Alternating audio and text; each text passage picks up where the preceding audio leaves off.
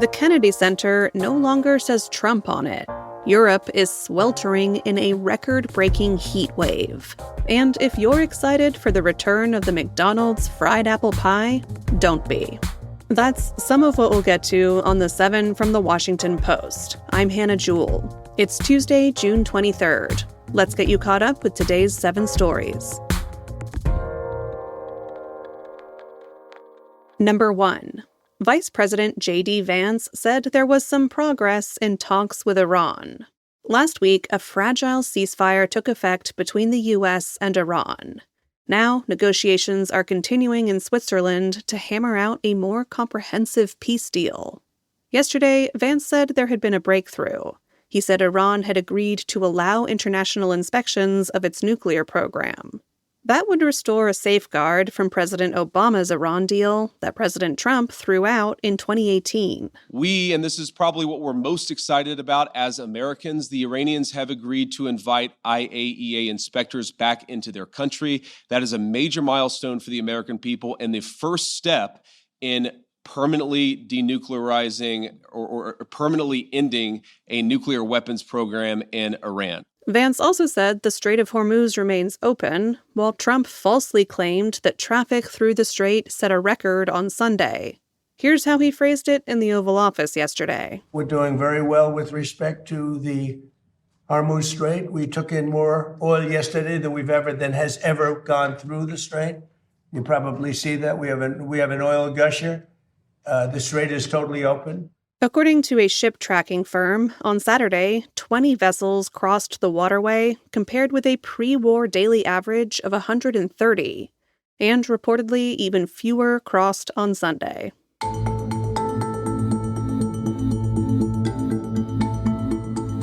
Number 2 is a Post exclusive. New photos show a first look at the Kennedy Center facade after Trump's name was removed. Earlier this month, crews took Trump's name off the front of the D.C. Performing Arts venue after a federal judge ordered its removal. But the sign was blocked by tarp-covered scaffolding, so hardly anyone had seen the new-look facade until now. The activist group Hands Off the Arts provided images to the Post showing what the center looks like without Trump's name. The new photos show 2 rows of blank square panels. In older photos, Trump's name occupied one of the 2 rows. You can find the images in our newsletter today. Find that in our show notes.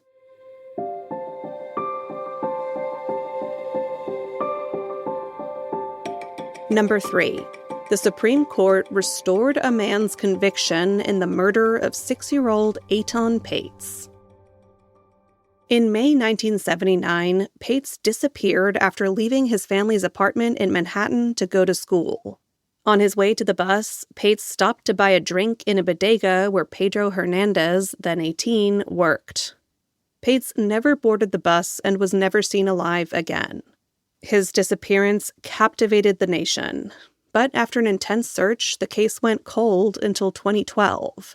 That's when Hernandez's brother-in-law told police that Hernandez had said he was involved in Paetz's disappearance and killing. According to the Supreme Court, when police questioned Hernandez, he confessed to strangling Paetz and dumping his body behind the bodega.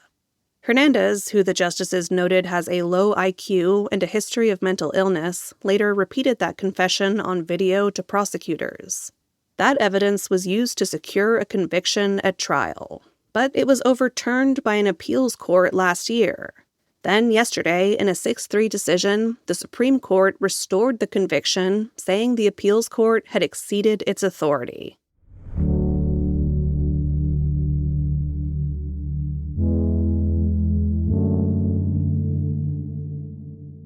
Number 4. The election picks of prediction markets can be useful, even when they seem wrong.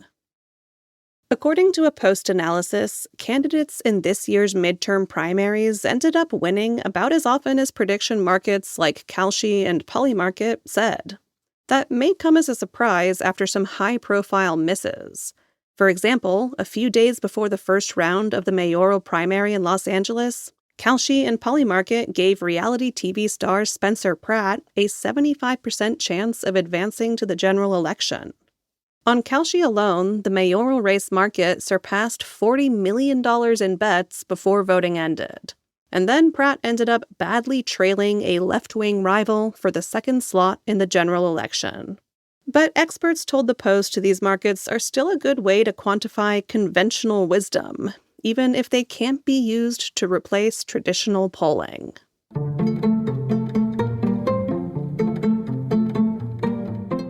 It's hotter in France than nearly everywhere else on Earth. That's our fifth story. As they say in France, il fait chaud. So chaud, in fact, that hundreds of temperature records have been broken as the country bakes under a heat dome.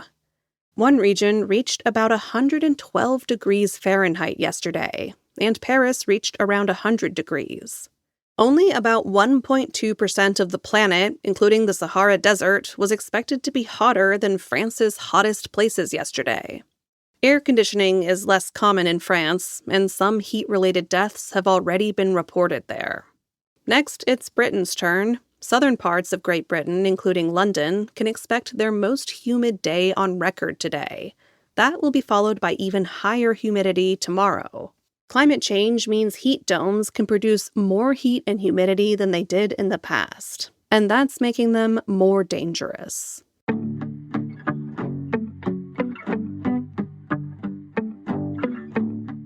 Number 6. Exercise may actually slow or reverse brain aging. According to a new study, regular exercise during midlife can make your brain functionally younger. Researchers put together a group of 130 participants. They were aged 26 to 58, but most were in their 40s. Those in the study rarely, if ever, exercised. Half were told to continue with their lives as usual. The others followed a simple aerobic exercise program. At the end of the study, the people who had exercised had brains that were, on average, the equivalent of about 7 months younger. The study's senior author said that midlife may be an important inflection point for the health of your brain, and the exercise you do between the ages of 35 to 55 might change the trajectory of brain aging.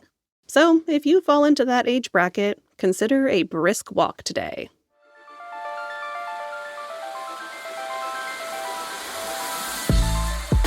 And at number 7, McDonald's is bringing back the fried apple pie, but it might not live up to its lore. In honor of America's 250th birthday, the chain is bringing back the fried dessert, which debuted on the McDonald's menu in 1968. Here's how they pitched it back in the day. Tempting news. Now McDonald's family restaurants have America's favorite dessert on the menu, hot apple pie, like you've never seen or tasted before. Tender, flaky pastry, plump full of tart sliced apples, and spiced like homemade apple pie. Try it at McDonald's, your kind of place. But then in 1992, the fried pie was yoinked from the menu and replaced with a baked version during the low-fat craze of the 1990s. Post-food reporter Tim Carman remembers the fried version fondly. So he went to find one this weekend ahead of the official re-release to see if it would transport him back to his childhood. The answer was no. There's no going back. He wrote that the fried McDonald's pies of his childhood, rich and flaky and satisfying, remain out of reach by this contemporary reboot with its palm oil sumptuousness. But he admits the problem may also be that he is no longer a child. If you are struggling to get hyped for this menu reboot, you could always plan a visit to the 35-foot monument, which the company will unveil today outside of Chicago. Or you could always just get a McFlurry.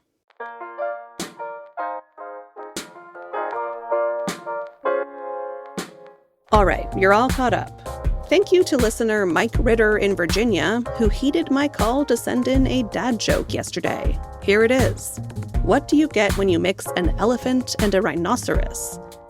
Elefino. I'm Hannah Jewell. I'll meet you back here tomorrow.